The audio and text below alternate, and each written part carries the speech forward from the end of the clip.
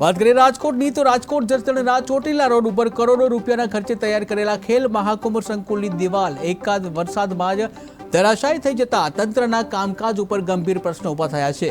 ત્યારે તાજેતરમાં મુખ્યમંત્રી દ્વારા લોકાર્પણ કરાયેલું આ સંકુલ હવે તિરાડો અને નબળી ગુણવત્તાના સામગ્રીના કારણે વિવાદમાં આવ્યું છે। જ્યારે મહિના પહેલા ધરાશાયી થયેલી દિવાલના સમારકામને તંત્ર કામ બતાવે છે, ત્યારે આજે જસદણ તાલુકા કોંગ્રેસ પ્રમુખ સુરેશભાઈ ગીડા, શહેર પ્રમુખ ધીરુભાઈ છાયાણી સહિત કોંગ્રેસ આગેવાનોએ સ્થળ ઉપર પહોંચી કોન્ટ્રાક્ટર સામે ગંભીર આક્ષેપ કર્યા હતા।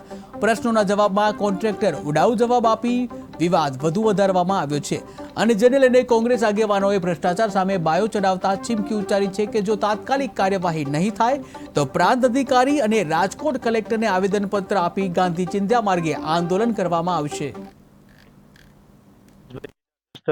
કોંગ્રેસ પ્રમુખ સુરેશભાઈ, આજે સ્પોર્ટને અત્યારે જે આ કામગીરી ચાલે છે જસદણમાં બગીચા નજીક, એની આજે તમે સ્થળ મુલાકાત લીધી, શું છે? હવે અત્યારે જે જસદણ જિલ્લેશ્વર પાર્ક ચોટીલા રોડમાંથી જે સ્પોર્ટનું કામ ચાલે છે તેમાં લોકો અવારનવાર લોકો પાસે જાણવા મળ્યું છે કામગીરી બહુ નબળી થાય છે।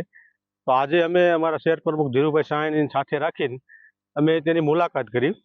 તો આમાં તમે નબળી કામગીરી જો ગોતો તો સાંજ સુધી નથી ખૂટે। જીસી રોડમાં ત્યાંથી તિરાડો ને ગાબડા પડી ગયા છે, બ્લોક રોડ જે આવે એ ઊંચા નીચા થઈ ગયા છે। પાછળની જે દિવાલ રહી આ બિલ્ડિંગની પાછળ, ત્યાં એ દિવાલ 15-10 દિવસ પહેલા જે પડી ગઈ હતી, અત્યારે એનું કામગીરી ચાલુ છે। અત્યારે ચાલુ છે એમાંય રેતી કપચી મટીરિયલ સાવ નબળી કક્ષાનું વાપરે છે। કોન્ટ્રાક્ટર તમે વાત કરો કે આ રીતે, તો કે તમે ડિપાર્ટમેન્ટને પૂછી લો તો કોન્ટ્રાક્ટરની જવાબદારી આવે ડિપાર્ટમેન્ટે કે આપણે ટેન્ડર આપણે કામ કરીએ છીએ તો જવાબદારી કોન્ટ્રાક્ટરની સારું મટીરિયલ સારું વાપરવાનું એમાં ડિપાર્ટમેન્ટનો છે। ડિપાર્ટમેન્ટ આમાં સામેલ હશે ને કે આવું ચાલે જ નહીં।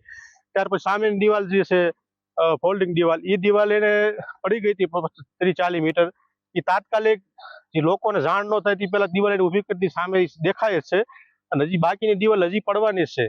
તો આમાં આ લોકો જયારે આ બધું આવડો ભ્રષ્ટાચાર નગરપાલિકા જસદણ ભાજપની છે, આ જસદણના આગેવાનો ભાજપના બધા છે, એ લોકોને આ ધ્યાનમાં નહીં આવતું હોય કે આ આટલી નબળી કામગીરી ચાલે છે, કેમ કોઈ મુલાકાત નથી લીધી, કેમ નથી કર્યું, તો કોના ઈશારે હાલે છે આ બધું આવું ભ્રષ્ટાચાર? તમે